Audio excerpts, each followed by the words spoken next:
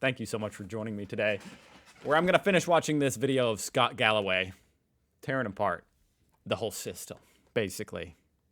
It's pretty epic. I'm really enjoying this video. He just got done talking about Social Security and how the system is set up to transfer wealth to the wealthy. Whoa, that's pretty controversial. So I'm really excited to continue watching this. Let's go. How is this happening? Because our representatives are, in fact, representative. Old people vote. Washington has become a cross between the land of the dead and the Golden Girls. Quite frankly, it is unbelievable, huh? And I mean, it does make sense. It's like, for whatever reason, the older people get, the more they vote. So they vote in other old people. Golden Girls. Checks out. Quite frankly, this is fucking ridiculous. And if I sound ageist, I am. And you know who else is ageist? Biology. Oh. When Speaker Pelosi had her first child, get this, 2/3 of households didn't have... Wait, is that her? Oh my God, that's actually just like a shock to the system right there. Is that really Nancy Pelosi? She looks totally freaking different. Is that really her? What did they do to her? How did her face get shorter? I'm not even trying to be mean or anything. It's just like, what? Huh? We sure this is the same person? color televisions, and Castro had just declared martial law. But she's supposed to understand the challenges of a 17-year-old girl who's 5'9", 95 pounds getting... I'll let him finish. ...tips on dieting and extreme dieting from Facebook. She's supposed to understand the challenges that a 27-year-old single mother face. Wow. And I'll never forgive her during the pandemic, she went and got her hair did at a salon. She was telling everybody, you know, stay home, stay home, stay home. You can't leave the house. She got an appointment, a special little appointment where they opened up the shop just for her to go get her hair done at a salon. So I don't even care. Like, her political views aside, I don't like her. By the way, young and dreamy. Young and dreamy.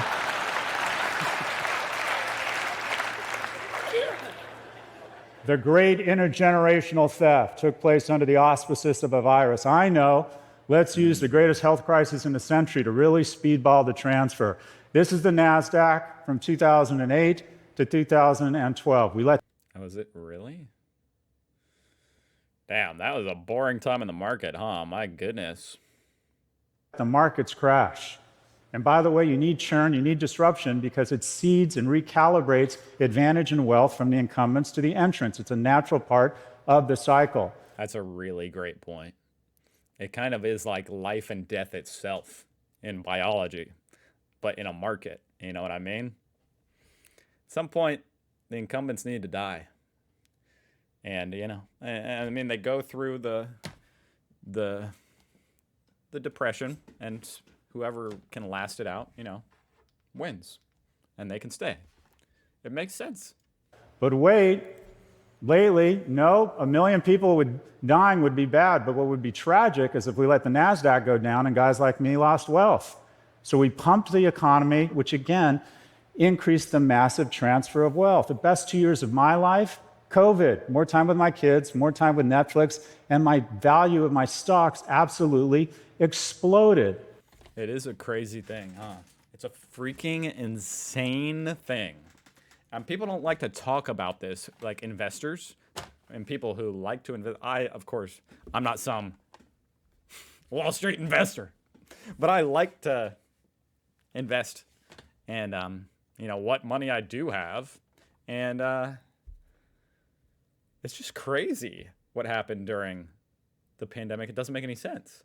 If you just step away, say, wait, why did assets go up? Why are we all twice as rich now? We made, you know, all of our savings doubled in the investments. And if you owned a house, your house doubled. This can't be right. This can't be good. But, you know, who in power that's taking advantage of all this is going to question it or say, no, that shouldn't happen. So for him to be saying that, you know, it's pretty remarkable. He's saying, he should not have gotten richer off of the shutdowns.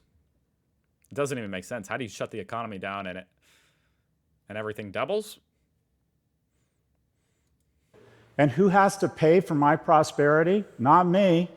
Future generations who will have to deal with an unprecedented level of debt. Why am I here and why do I get the prosperity I enjoy? Because in 2008, we bailed out the banks, but we didn't bail out the economy. We let the markets fall. So as I was coming into my prime income earning years, I got to buy, no joke, these stocks at these prices. This Woo! That's amazing, isn't it? I mean, if you have looked at the recent prices of any of these companies, and you know they've split stocks since then, although he probably accounted for that, it's just amazing. Just in 2010, wasn't that long ago, Amazon for $7.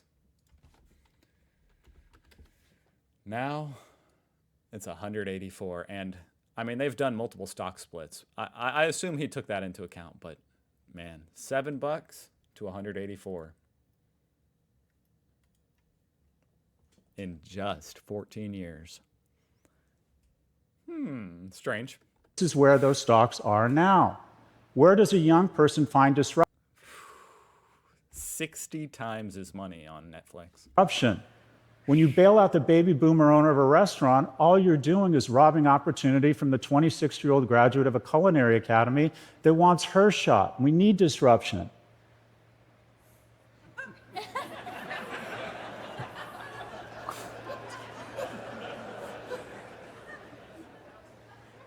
What is Bezos doing? What is he doing? Who is that?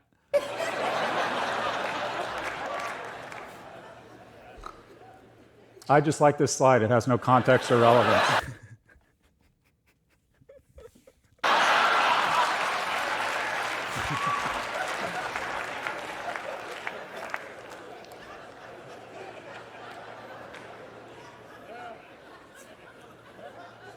We're economically attacking the young, but I know, let's attack their emotional and mental well-being. Let's take advantage of the fact of the flaws in our species with medieval institutions, Paleolithic instincts, and godlike technology. I'm just going to say, I think Mark Zuckerberg has done more damage to young people in our nation while making more money than any person in history. Wow. Damn. You know, I know that Zuckerberg has a lot of hate. And this is the one part I'm going to partially disagree with him about. And I apologize for that. Because this guy, he's pretty spot on. My only disagreement, although I do think Facebook is a horrible detriment to society, social media in general, I think that Facebook compared to TikTok and Twitter, I think its algorithm doesn't promote nearly as much hateful stuff. And I think they have improved it. Maybe because people were breathing down his neck about it. But I think they have improved it. Now, Instagram, on the other hand, yeah, that's pretty bad. It's pretty bad. From like a body positivity type of standpoint, like making people feel like crap about themselves. But honestly, I see more divisive stuff on TikTok and Twitter. Now, of course, that's like, just because I'm saying it's the least bad of the horrible things doesn't make it good. But I'm just saying, I don't know what I'm saying anymore. I'm just saying, compared to other companies, I actually kind of like Zuckerberg, like other CEOs. He used to be, I think he's redeemed himself a little bit, but that's just me. Oh, but wait, what could be worse? It's as if we let an adversary implant a neural jack into our youth to raise a generation of civic, military, and business leaders that hate America. kind of my point. See, he said, what could be worse? See, he's saying it's worse. Yeah.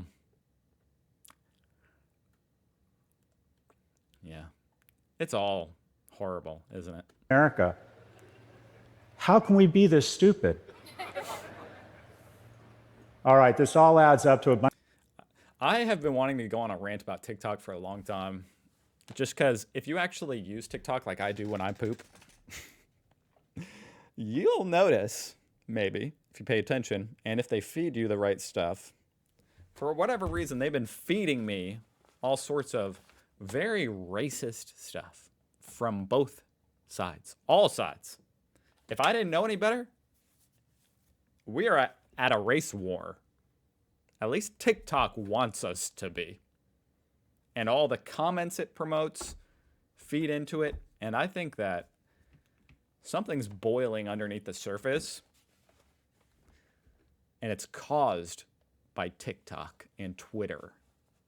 The most heinous crap about every race, gender, person, anything you are, you can go on there and find people who hate you.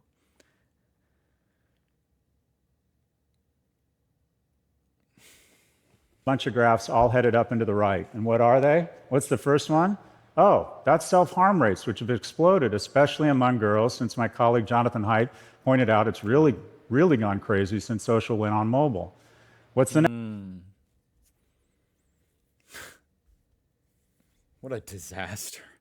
Next one, teens with depression. The next one, men and women. I mean, doesn't society need to take a step back and say, hold on. Something ain't right.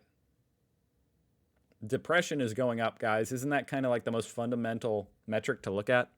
Depression is going up. What else matters? What else could be more important? Depression among little boys and girls. How? ChatGPT came out. Okay, people are more depressed.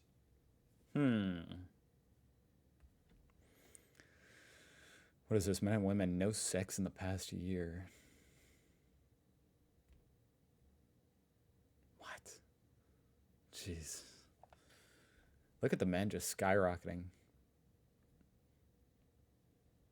Oh boy. Women not having sex. Biggest fear of my parents was that I was going to get in too much trouble. My biggest fear, honestly, is that my kids aren't going to get into enough trouble. By the way, my advice to every young person watching this program is go out, drink more, and make a series of bad decisions that might pay off.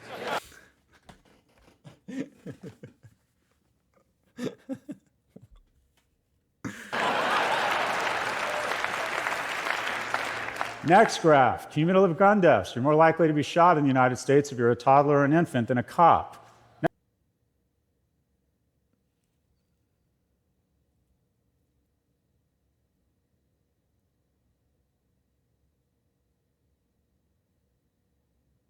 What? Next graph, obesity, way up. By the way, the industrial food complex wants to addict you to shitty, fatty food so they can hand you over to the industrial diabetes complex. We should not romanticize obesity. You're not finding your fucking truth, you're finding diabetes.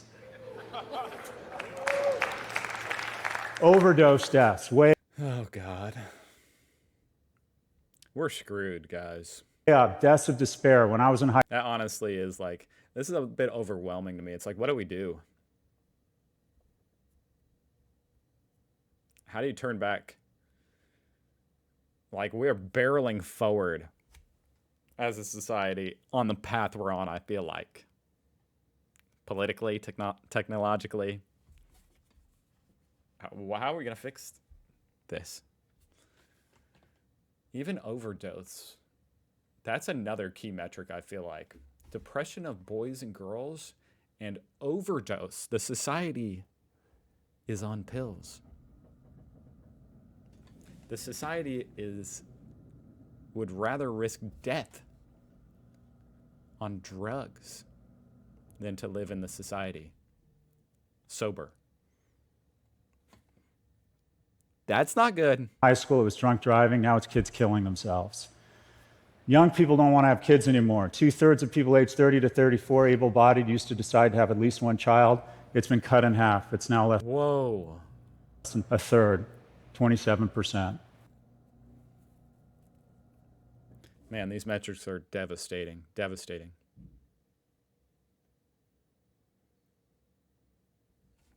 Devastating. Because what does it say? I mean, it really just says at the end of the day, I mean, first of all, it's a financial thing, of course. The financial responsibility of raising a child, how pathetic is that? But it's overwhelming to think about for a lot of people.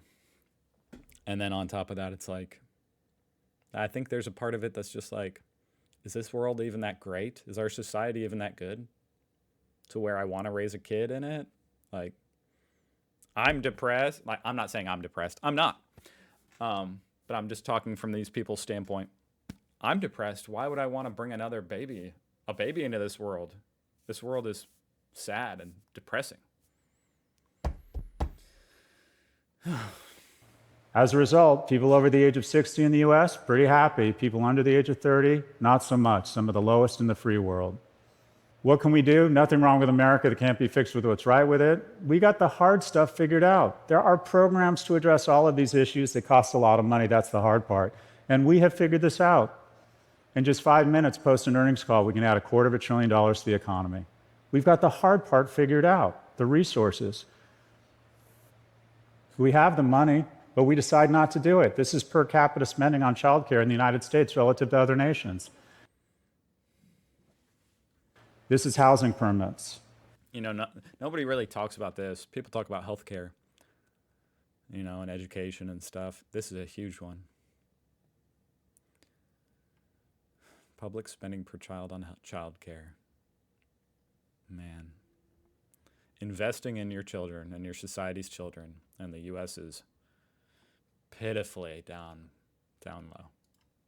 Things are doable. We increase minimum wage to $25 an hour. It goes into the economy.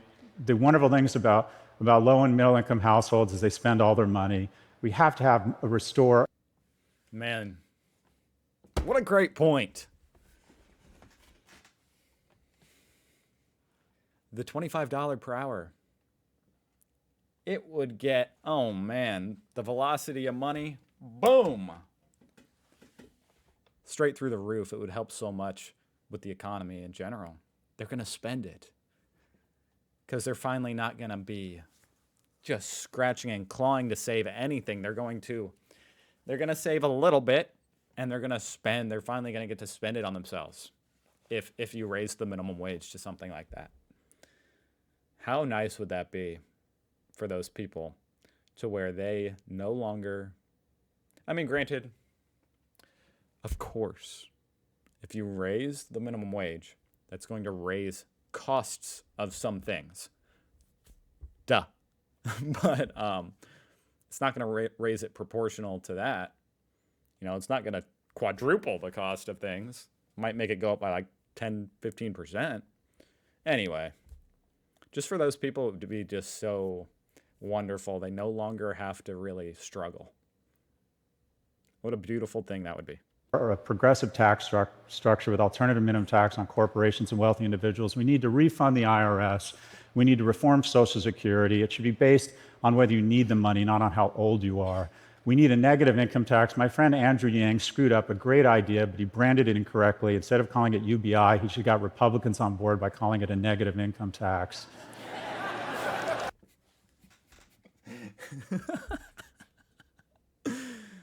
I love Andrew Yang. We need to eliminate the capital gains tax deduction. When did we decide that the money that capital earns is more noble than the money that sweat earns? Shouldn't it be flipped? We need to remove 230 protection for all algorithmically elevated content. We need identity. Whoa, what? We need to remove 230 protection for all algorithmically elevated content.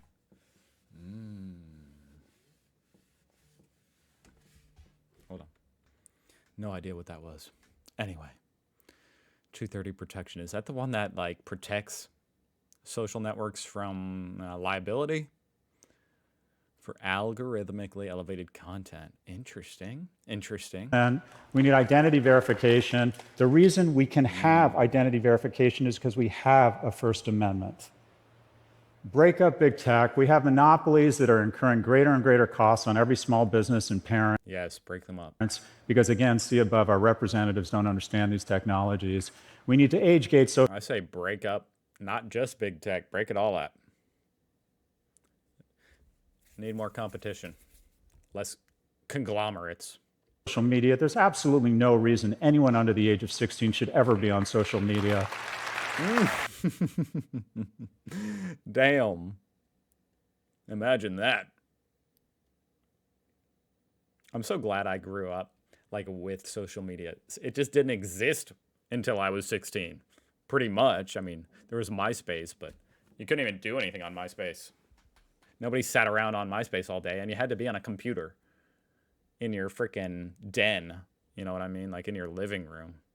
You didn't have your own laptop. You had a family computer. And that wasn't even invented till I was like, I don't know, 14 or something, 15. I don't know. Point is, I'm glad I grew up with it like that. I feel really bad that people have to grow up with all this crap nowadays. We need universal pre-K. We need to reinstate the expanded child tax credit. We need term limits, see above Andrew Yang. We need income-based affirmative action. Any visible signs of affirmative action make no sense at all. You would rather be born gay or non-white in the United States today than poor, and that's a... That's a really, I think that's a controversial one, but I think that makes so much sense. Affirmative action for people who are in poverty or struggling financially. Because people say, you know, oh, this race, this gender, this whatever, they're more poor because of the circumstances. Well, it's like, okay, let's just help the poor people. That covers them all. We need... And then that way, they won't have to, you know, there's just a lot of crap. There's a lot of crap. Because then people have to put up with, oh, you're of this race. That's the only reason you got into this college. That's horrible that they would have to put up with that. That's horrible that they would even have to think that. They shouldn't have to think that. No one should ever think that of themselves or another. It could all be fixed with just income-based affirmative action. Any visible signs of affirmative action make no sense at all. You would rather be born gay or non-white in the United States today than poor, and that's a sign of our progress and our need to recalibrate who we give advantage to. Affirmative action, of which I'm a beneficiary of, I got Pell Grants, I got unfair advantage. Affirmative action is a wonderful thing, and it should be based on color. It should be based on green, how much money you have or don't have. Expand college enrollment in vocational programs, mental health, ban phones in schools, invest in third places, big brothers and sisters programs. We need national service. We need to tell people in the United States and Canada that they live in the greatest countries in the world, and we need to remind them of that every day by exposing them to other great Americans where they feel connected tissue. We can do all of this. We can national service requirement. Do all of it. We have the resources. The question is, do we have the will? This is my last slide. It is an emotionally manipulative slide to try and get you to like me more. But it does have a message. This is the whole shooting match. Anybody here without kids, ask someone with kids. You have your world of work, you have your world of friends, you have your world of kids. Something happens here, your whole world shrinks to this. Wow, look. I love how genuine you know for a fact he's being. You know what I mean? And that's a rare thing. When people talk about like politics and finances and stuff, most of the people talking about it are only doing it for their own interest and will only say things for their own interest. You can see the genuine emotion on his face. He's being honest. I love that.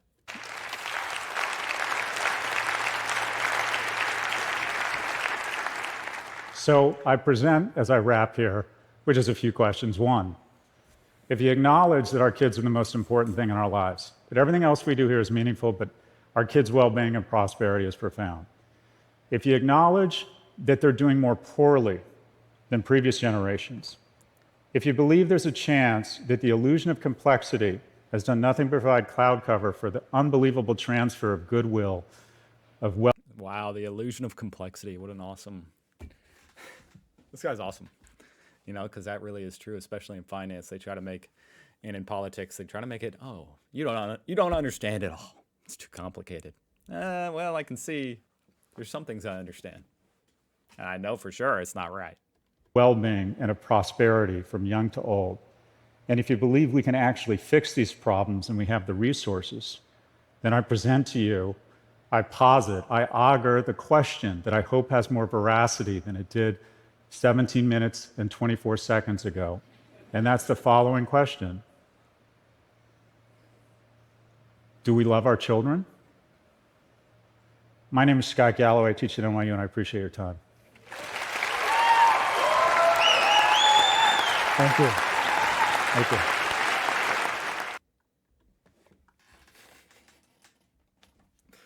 Oh. I'm going to watch that again. I enjoyed that. I really did. It brings me a little bit of hope. And the fact that it has millions of views, it gives me some hope. Why aren't intelligent people the ones we elect to office? It's all a bunch of phony idiots. But we have people, like Scott Galloway here, who at least, even if you disagree with him, he's obviously intelligent. Why can't I say that about the politicians? That blows my mind.